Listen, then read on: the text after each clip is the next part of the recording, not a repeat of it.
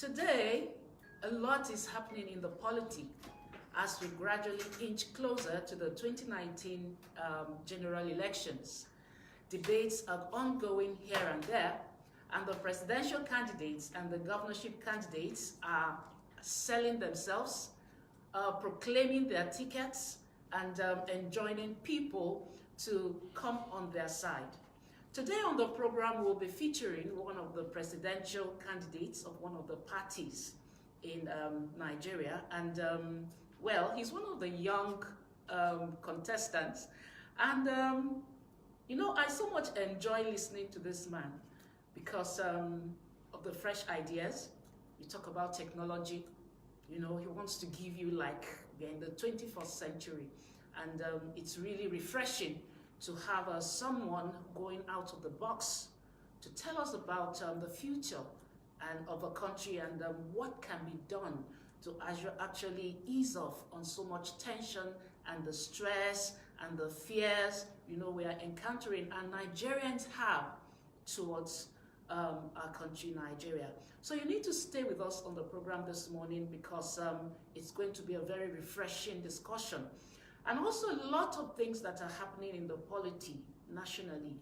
It's quite fearsome. I think that's the word I should use, fearsome.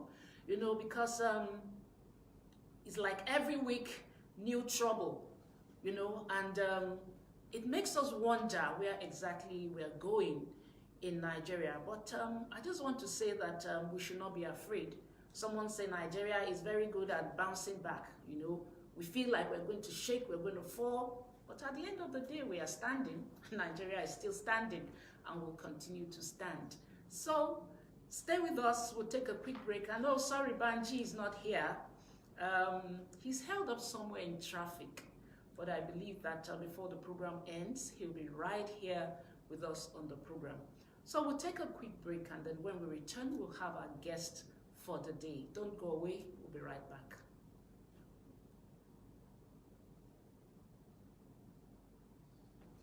All right, sir.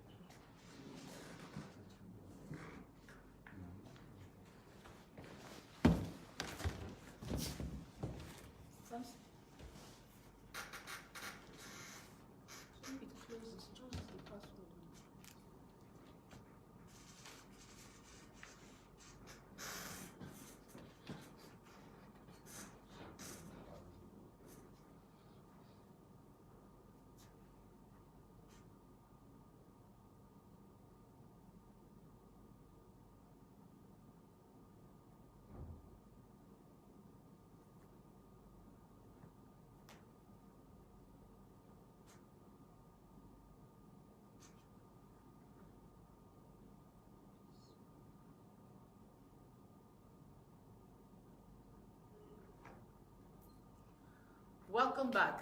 The program is Summit, where we discuss political issues. And this morning, like I said, we have one of the youngest men in the political terrain who's vying to be the president of Nigeria.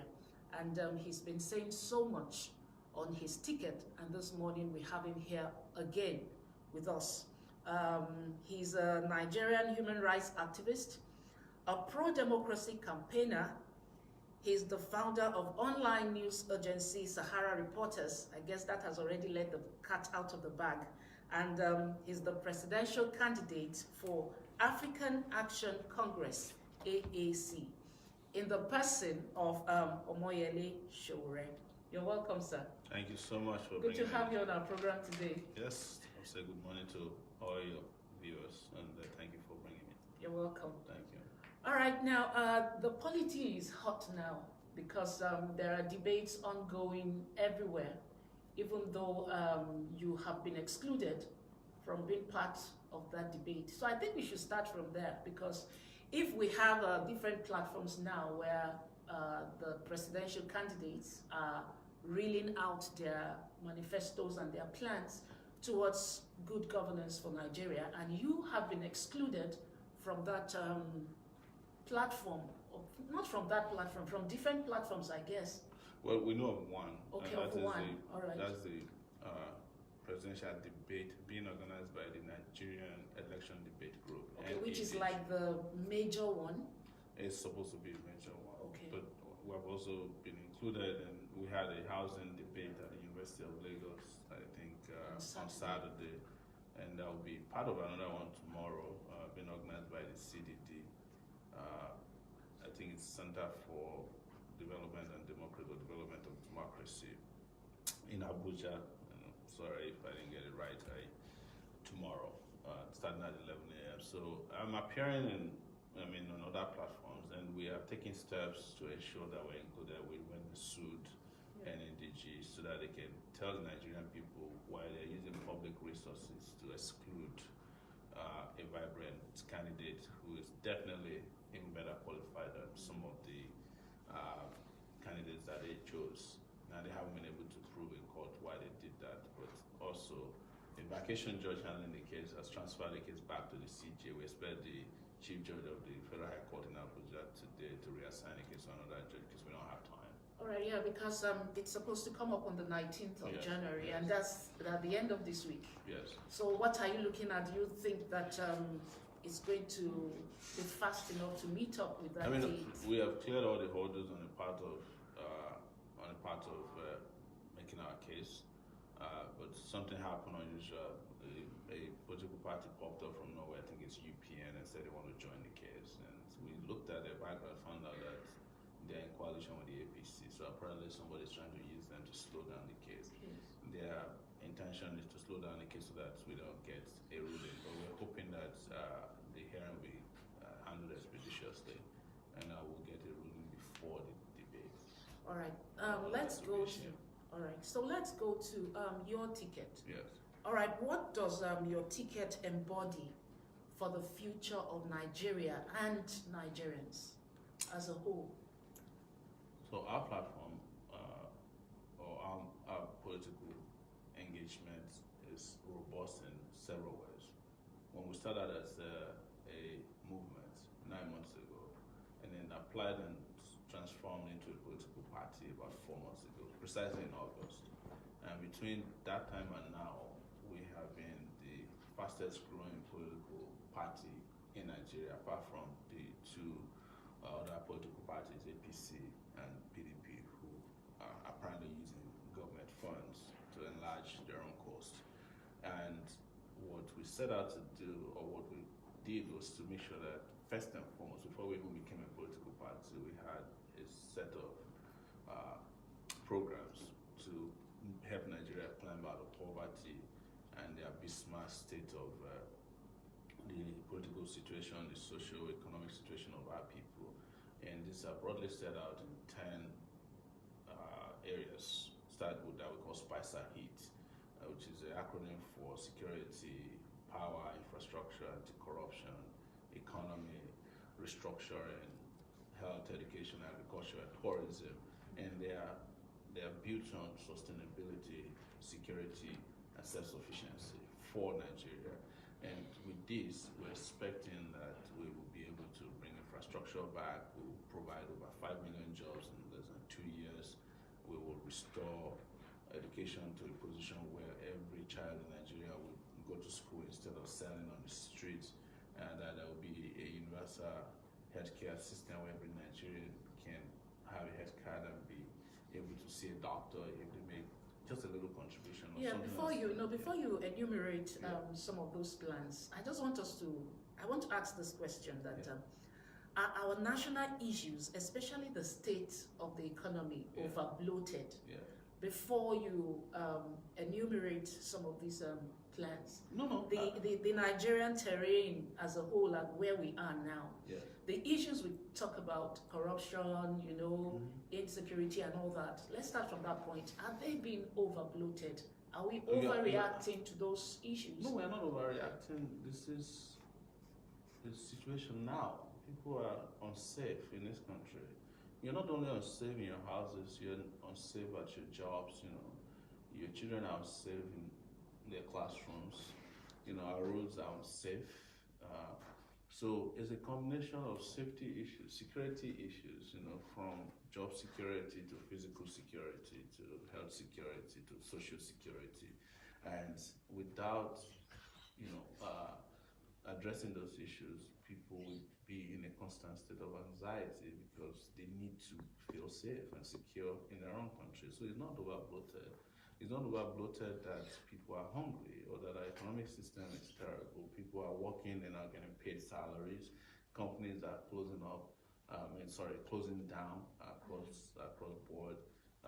The federal government haven't been able to address a lot of issues that has to do with making people feel healthy, safe, and secure in the country. They're not over bloated. These are issues that our people are facing and they're speaking for themselves. Maybe the reason why you're getting the kind of reaction that you've never seen before is the fact that right now, multiple platforms and outlets for people to express themselves. So you don't have to go to a radio station or TV station anymore to say you're hungry. You can do that on Facebook, you can do that on Instagram, and you can do that on several other platforms out there. That's why it looks like that. Now it's real because there's a way that people can tell their own stories. And it's the reason why we must arrest this immediately before things get out of hand. Already, I think in some situations, things have gotten out of hand. Things have gotten out of hand with regards to terrorism. We've lost almost 14 local governments to Boko Haram. We're losing ground to criminals. We're losing ground to politicians who are engaging in economic crime or crimes. And we are losing ground in the area of institutions that have been compromised in the system, the police, the judiciary. This is what we must all come together to arrest immediately. There is a condition of urgency that requires attention right now. But we have people, or let me say, set of people who are still downplaying these issues. They do so for because political reasons. even the Amnesty International report has been downplayed. Yeah. The UNICEF report has been downplayed. The issue of the even insecurity is being downplayed. It is. They do so for political reasons. You have a bunch of very selfish political leaders in this country who are opportunistic in nature, who have no care for anybody, and they will suppress anybody who's telling the truth. You can imagine that Nigeria is expelling UNICEF, from that. It's never happened before. It's not even happening in countries that are actively in war like Syria and Afghanistan. But because they don't want the truth to be told, you can imagine that the Nigerian government will pay people to go and protest against Amnesty International when they present evidence of what is wrong with our human rights and the conduct of military officers and across the country, and how they are suppressing civil protests, say in the Southeast. They don't want anybody to know the truth because they benefit directly from the rot in the system. But I've been at the center of reporting on this rotting system for 12 years with Sahara reporters. So I understand what is going on, I understand what it's about, and I understand how to follow them around and find out what they are up to. And that is the reason I was excluded from the debates, because it would have been an opportunity to tell the story of these characters to a national audience. All right. In one of your online publications recently, you mentioned that President Buhari's anti-corruption fight is a joke. Yes, it is. Okay, what's led to that, and do you still have that mindset as of now? I mean, especially looking at the background of what is happening now, at least today. One of it is playing out as we are here today. Yeah. The Chief Justice of Nigeria is being brought before a code of conduct tribunal to try him for non-declaration of his assets. If it wasn't a joke, right? The information they are using now was available to them when they were screening the Chief Justice. Sahara reporters published as of when he was being screened that he was found with monies that was huge. We did a report on it, we put it on Twitter. What year was that? It's probably 2 years ago, about the time he was being made Chief Justice. Even after that, but you know what they did at that time? The EFCC issued a statement. I think they issued a press statement denying that the Chief Justice was being investigated for corruption, just so that they can put us in bad light. So now that it's politically convenient, not expedient, they have now called the same chief judge, Justice of Nigeria to, and to even know further that it's a joke. The Chief Justice is not appearing before the tribunal. Sends some 70 lawyers down to the place. They are arguing up and down as we speak. At the bottom of this is incompetence of the government. If the government is competent, if you have evidence against anyone, that he will not act in the interest of justice. I know the presidency denied having knowledge of this. Because it's a bifurcated presidency, in the presidency tatters.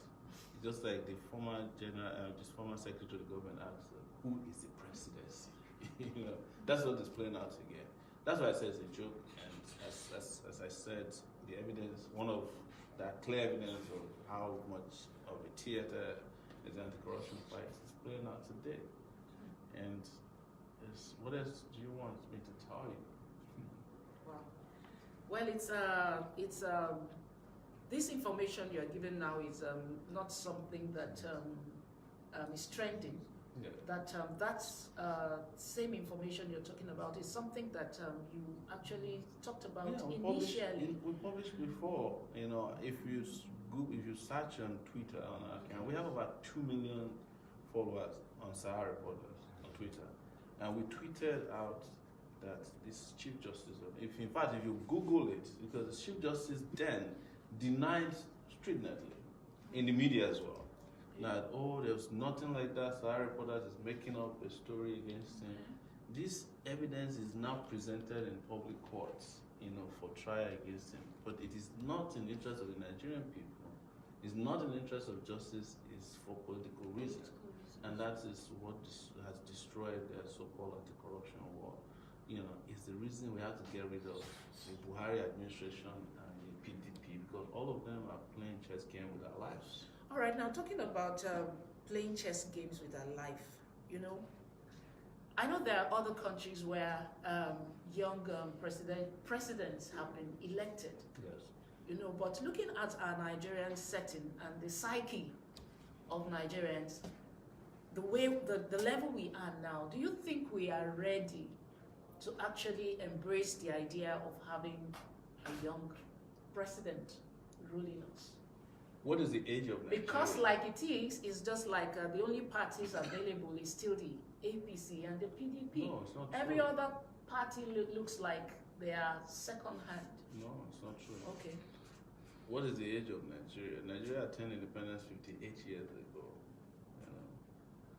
The president of Nigeria is 75 years and 6 years old. So the president is older than the country. The country is, of course, ready for younger candidates. The people who fought for independence of the country of Nigeria, they were in their 20s when they fought for independence. The Awolowos of this world, Zik, Nnamdi Azikiwe was the oldest among them. I think he was in his 40s, about the time he ran for office, and they were leaders. Every other person were in their 20s, the Bola Iges of this world. I'm 47 years old. Constitutionally, I am entitled to contest for the position of president of the country. But what is more important is that the country has a lot of vibrant, intelligent young people with stamina who can get things done better than these old cargoes. And we're saying that we're not ready. It's not true that we're not ready. They are the ones who are making it impossible for the country to make progress and have presented two options of two failed political entities, the APC and the PDP, and somehow people have become a slave to their propaganda that these are the only two functioning political. In fact, they claim that they have structures everywhere. I have traveled to 33 states in Nigeria in the last 9 months. Some of the states have been twice. There are no structures of these major political parties anywhere. They have retail outlets where they intimidate people, they buy votes, and nothing else. You cannot, if they had structures as they claim, they will not need to be rigging election. They won't need to be doing vote buy. Right? They don't have structure, they don't have organic structure. We are the ones that have organic structures and can connect with the people. All the rallies that they are doing is a transactional rally where they pay people, they appear, they parachute into the place, they wave at them, bring in musicians, and everybody leaves, they pay them again, and sometimes the people attending PDP rallies wait around to attend APC rallies the next day. If this is public information, and I'm just telling you that nobody should be repeating the same words that there are only two political parties. You know, that's not true. The two major political parties are the failed establishments that have brought Nigeria to its knees, and we cannot continue to refer to them as political parties that can take Nigeria to any level.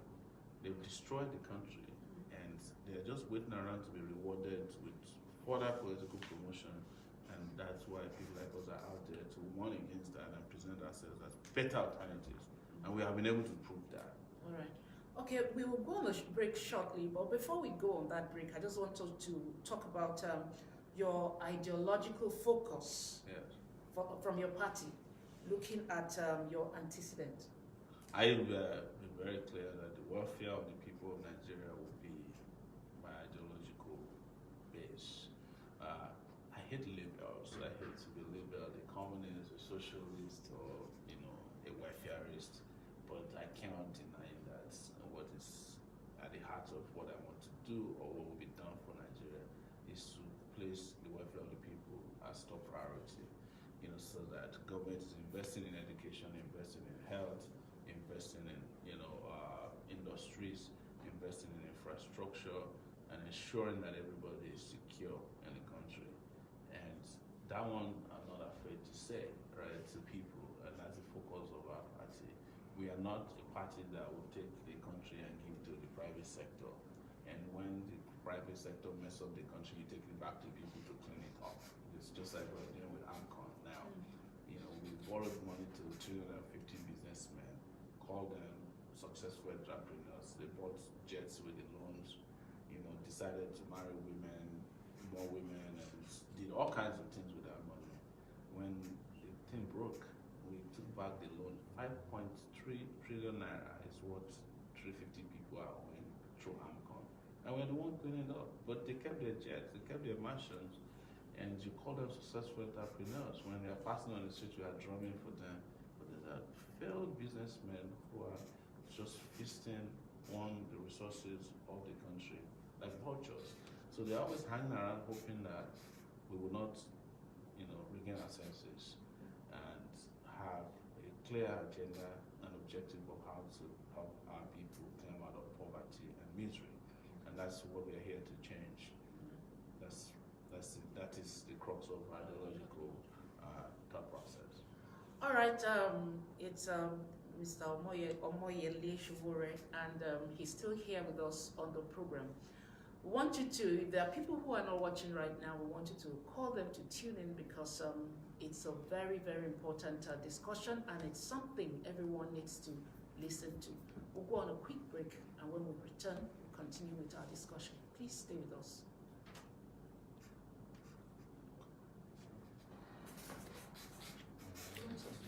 No, yeah, coffee.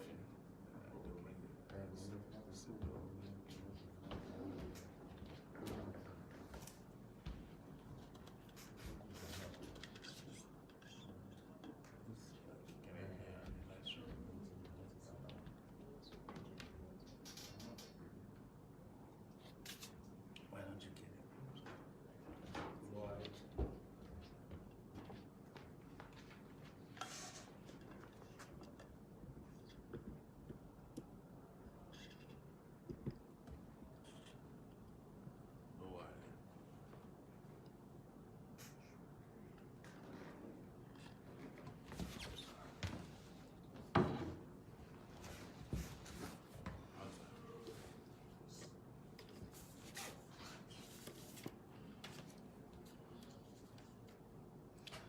Welcome back. Our guest is still Mr. Omoyele Sowore, the presidential candidate for African Action Congress, AAC. All right, let me ask you, what actually motivated you to go into politics? Because you are a journalist? or one of your it's journalism difficult. happens to be one of your strong areas. Yes, I have resisted publicly attempt to classify or categorize me as a journalist, and I do it out of respect for people who went to journalism schools and obtained degrees and have a professional calling. Mine is a cause, and that is to empower citizens by ensuring that they participate in sharing information to expand their democratic space and fundamental rights. And this one is enshrined even in the Declaration, the United Nations Declaration for Human Rights, which Article 19 gives you permission to collect and share information that as a right, as more of a right. So, but I have always been in politics. I've been a political activist my entire life. I have only just not been in partisan politics. You know, when I say partisan politics, I think that's phone ringing in the corner there. Yes. All right, please go on. Yes. So I've not been in partisan politics. I joined a political party before until this until last year when we formed our own political party, the African Action Congress. So my motivation has always been the same, that politics don't have to cripple people, governments don't have to act against the interests of the public, and I've been on the front lines fighting to ensure that government is always doing what is right by the people. And this time around, I just felt like the more you stand on the sidelines complaining, the more terrible people get elected into office, and you keep complaining and they don't change because they don't listen to you, and they don't care about you. And for you to get to that point where politics is serving the interests of a majority, you have to come and present your credentials.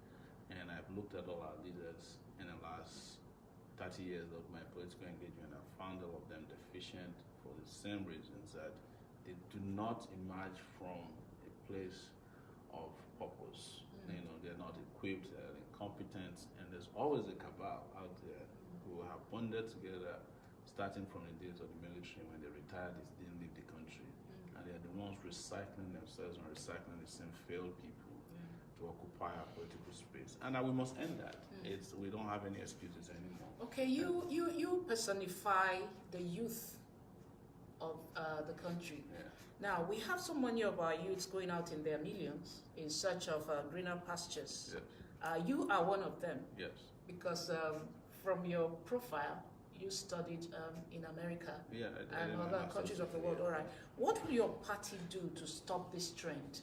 Are you going to stop it? Are you going to just put it in check? Or what do you have towards that? What the question we should ask ourselves is, what makes people migrate? Is always in search of something better that they don't have on their own side of. Don't forget, before now, it was white people migrating towards Africa. Yeah.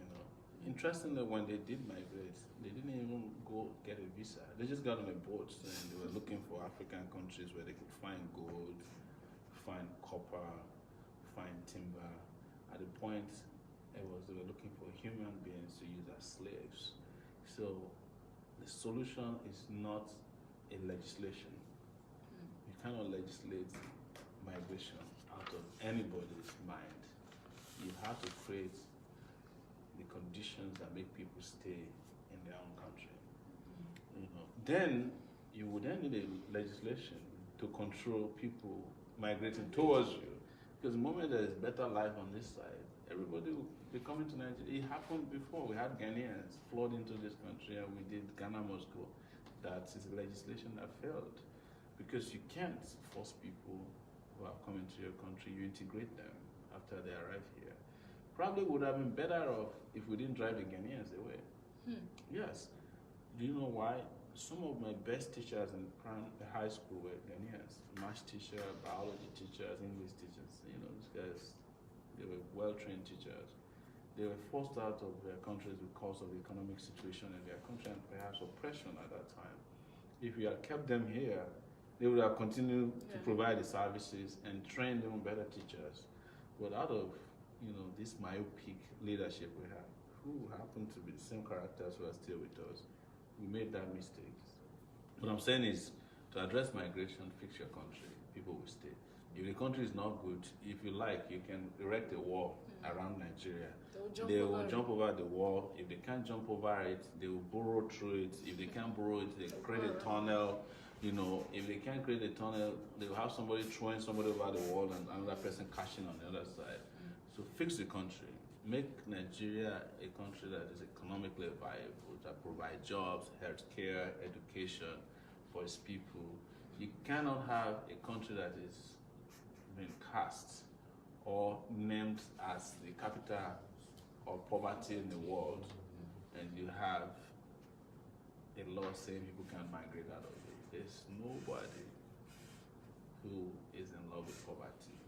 Nobody. Like, nobody can make you love poverty. Yeah. No law can make you love poverty. So, but here's what I would say about my experience. I traveled for 19 years out of Nigeria, and I lived in the US. You know, there's no place like home.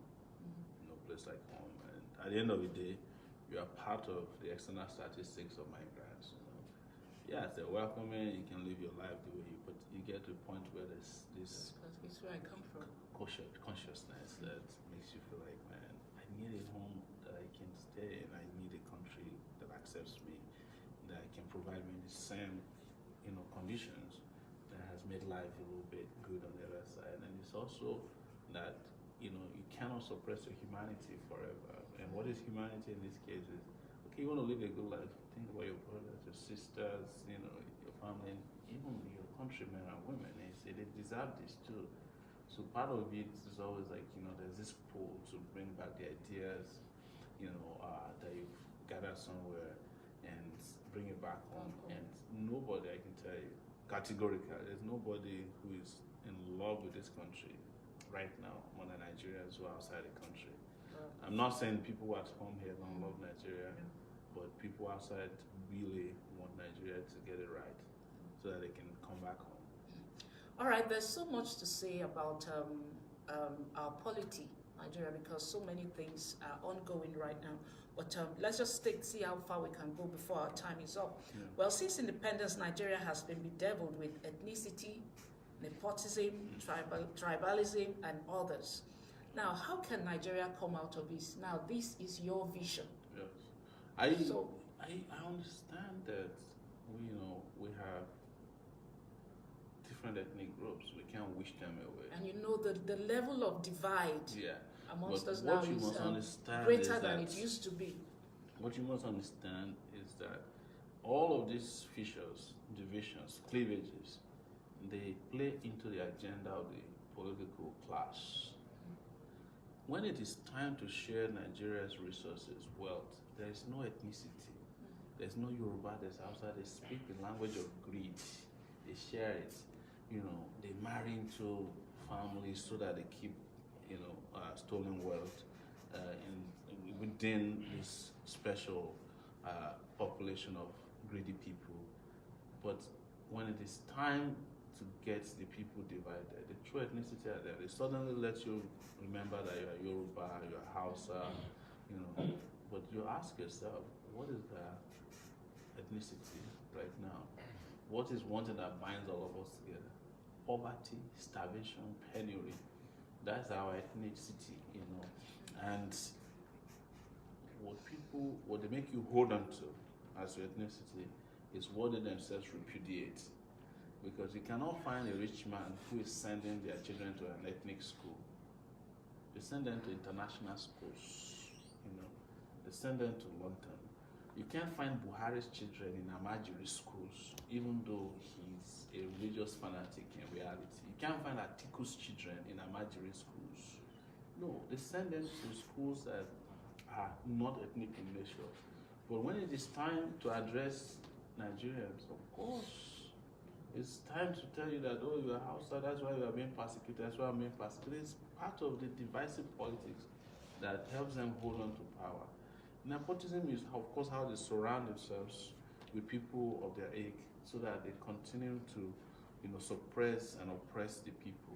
Because the people who actually carry out oppression as proxies are the people who are beneficiaries of the nepotistic system of governance.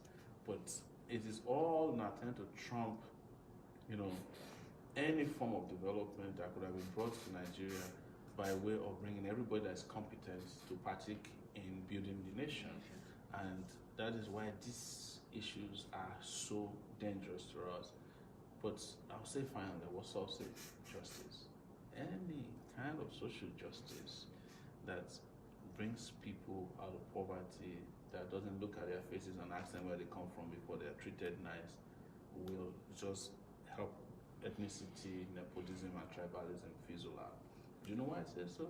I've lived in New York for, out of 19 years, probably 15 years non-stop, where I've been around New York City.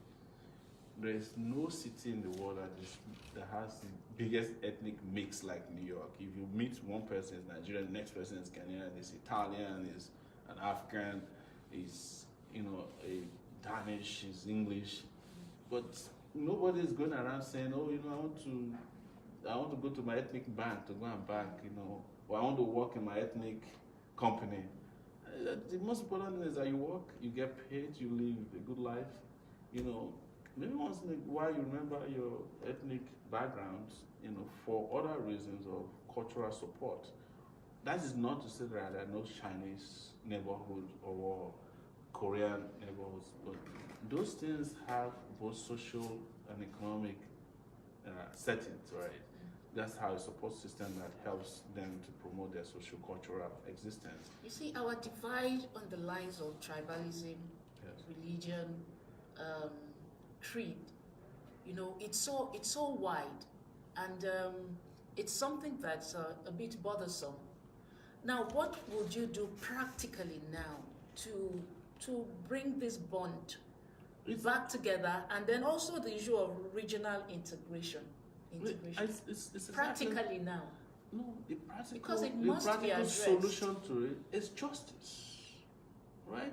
So, give me an example of the greatest division you are seeing in any neighborhood in Nigeria that is not as a result of injustice.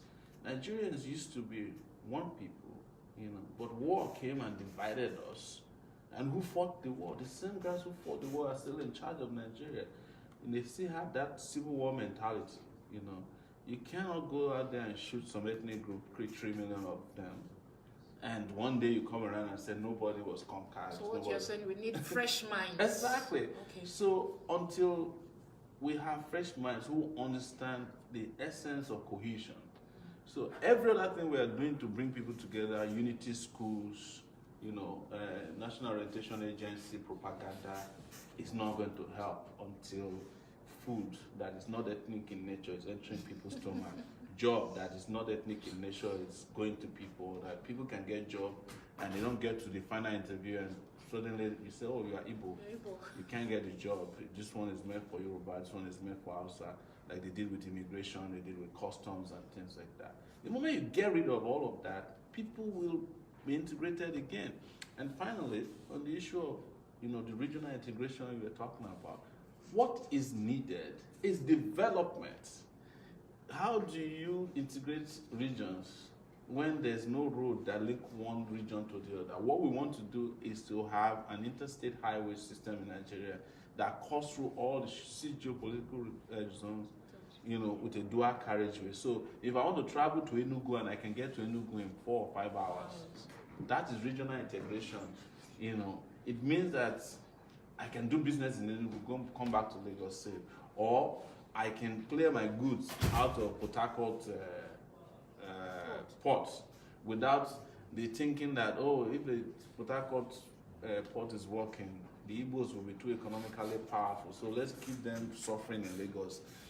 These are the issues that nobody wants to talk about, but that is what is the underpinning, I mean, the underlying reasons why so many of these policies that have failed Nigeria is being perpetuated. People have a mindset that certain regions should be held back, certain individuals should not be allowed, certain ethnic groups should not take it, and when another ethnic group gets there, they take care of one ethnic group, and everybody is just ethnicizing what should have been a national government. That's the problem. And except you have people who don't have those kind of mindsets, who are not stuck in those kind of mindsets, Nigeria is moving nowhere. I don't have any ethnic bone in my body. I don't have any nepotistic conduct or behavior. I believe that Nigeria can work, and that's the reason I'm presenting myself as president, and I've traveled to 33 states. And guess what?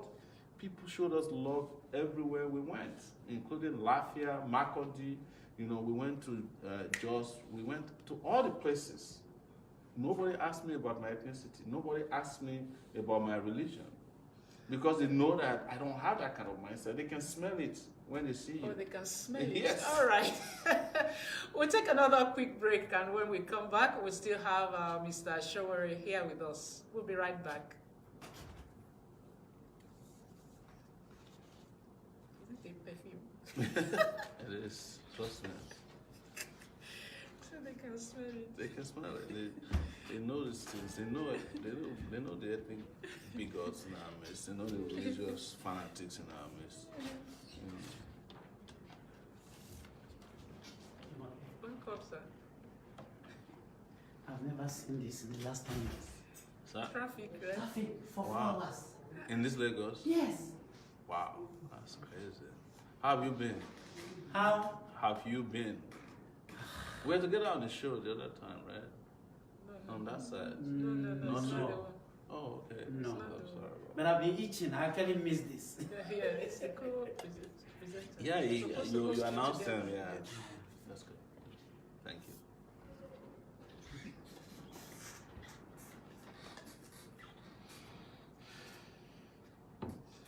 You're welcome back. Thanks for still being there. All right, Mr. Sowore, just before we end the program, Yes. on this issue of insecurity, I want you to talk about the issue of insecurity and corruption summarily. Yeah. Yeah. What will you do differently on the issue of insecurity, and then what's your solution to the fight against corruption? Just to So cap with it off. regards to insecurity, I've talked about overhaul, but I'll be specific Yes. that everybody in the army or in our military today that's involved in fighting security will be deeply involved. I am going to turn them out. These guys are compromised. The problem with Nigeria insecurity is that at the time it was a crisis. Now it has become a business. And when insecurity enters a business, it will never go away. My little study of, terrorism, as we've had with Boko Haram, is that typically Boko Haram will last for 10 years. And it has done that. Whenever, after 10 That years... 10 years makes it the crisis period. And then Okay. after that, It becomes they business. yes. No, I won't actually enter business before it got to 10 years. And what are the businesses there? The buying of equipment, training of our security agencies, payment of their allowances. People are stealing from you. So what happened under former President Jonathan, and how they were making money out of the crisis. In fact, one of the biggest scams that Nigerians didn't talk about was the Chibok girls and how they were bailed out from Boko Haram, the ransom payments. They were making billions out of it, and we exposed a lot of these Sahara reporters in those days. So you have to get rid of all these hands, and you have to then bring in new crop of officers who are eager to fight and the terrorism. And when it comes to corruption, my agenda is, or our own agenda in our party is very simple. One, it has to be prevention of corruption, because the moment people are allowed to steal, it's difficult to collect back from them, even when you have the best judges and lawyers and prosecutors. Second is enforcement. It's ensuring that even if we find that you are wrong, we quickly enforce to close the loopholes of our anti-corruption laws. And the final thing that is not happening is consequences. We are not delivering consequences onto corrupt elements. They get away with, blue murder in this country.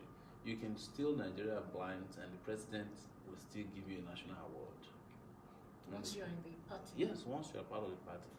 All the people who used to be known as thieves, even designated as thieves by the APC, but the moment they join APC, they it has just become sense. We know all of them. We are seeing them on national TV every day, and how they are hobnobbing with the president because it is politically expedient and desirable to do so. So this is what we would do. And when it comes to me, most people know my stance on corruption anyway. It's on action. Yes. All right, now, so before we leave, let's just have your last word to the people.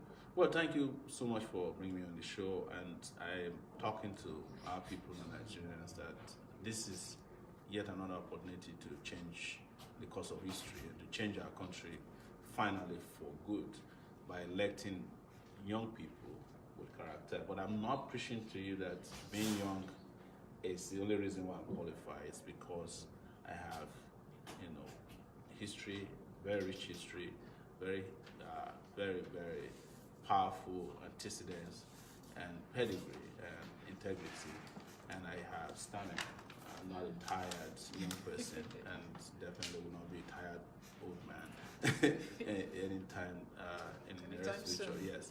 So this is a time to bring fresh ideas into this country, and it's time for us to deliver our country in a very revolutionary way. And I hope you join us. Don't waste time. All right. Thank you so much for being a part of the program today.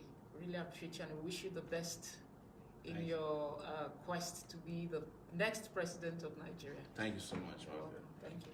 And thank you, our viewers, for staying with us on the program. We know you've learned one or two things about our guest today, and well, it's left for you to do what you know is best for the country. And also, before we leave, I want to remind you, if you have not collected your PVC, please, you need to go all out to ensure that you get one, because your vote must count.